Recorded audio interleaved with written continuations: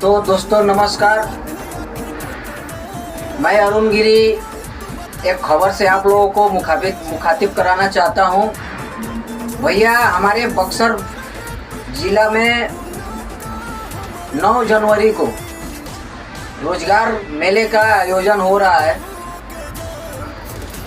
मुझे खबर मिला तो मैं सोचा कि आप लोगों को ये खबर देना चाहिए, और मैं बिहार के सभी युवाओं से अनुरोध करना चाहूँगा कि आप लोग उस कैंप में ज़्यादा से ज़्यादा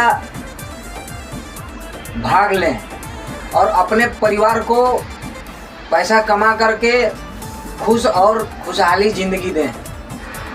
भैया, जो बक्सर नियोजनालय के नियोजन अधिकारी हैं, उन्होंने 9 जनवरी को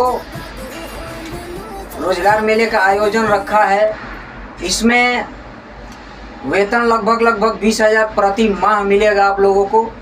और इसमें योग्यता की बात करूँ तो ITI 10वीं पास, 12वीं, डिप्लोमा, BTech, चाहे CNC VNC मशीन आप चलाना जानते हो, लेथ मशीन चलाना जानते हो, तो आपके लिए रोजगार का सुनहरा अवसर है।